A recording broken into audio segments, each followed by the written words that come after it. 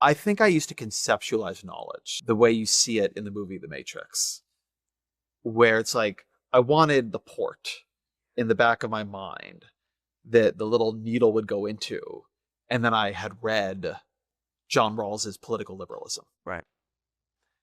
I thought that what you were doing was like downloading information into your brain. And now I think that what you are doing is spending time grappling with the text, making connections that will only happen through that process of grappling. And so the idea that you could speed run that, the idea that it could just be summarized for you, part of what is happening when you spend 7 hours reading a book is you spend 7 hours with your mind on this topic. The idea that O3 can summarize it for you, in addition to there's all this stuff you just will not have read, is that you didn't have the engagement. It doesn't impress itself upon you. It doesn't change you. What knowledge is supposed to do is change you. And it changes you because you make connections to it. What you're saying is knowledge is more embodied Yes. than just looking up something on AI. And then that, because knowledge is embodied, it has a way of becoming a part of you and flowing through you into the writing. Yeah, into the writing, into your thinking.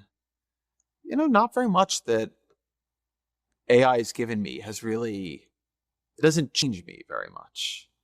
I think that the time you spend with things is pretty important.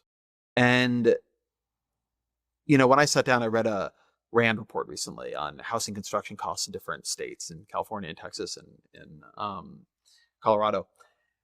If I just had O3 spit that out, it would have been some useful factoids.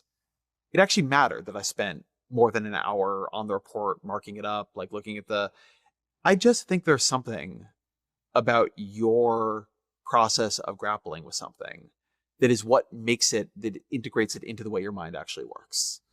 I think shortcuts often operate off the misguided metaphor of how our minds work. Right. That again, we sort of have this download model.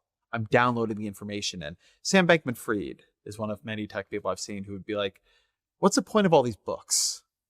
Like, shouldn't every book be a magazine article? And ideally, should every magazine article be a tweet? And the answer is no, it shouldn't be. In part because that actually doesn't contain the information. I can tell you that for sure, having written books. And then always thinking about how much fidelity is lost to them when I do the excerpts, when I go talk about them on podcasts.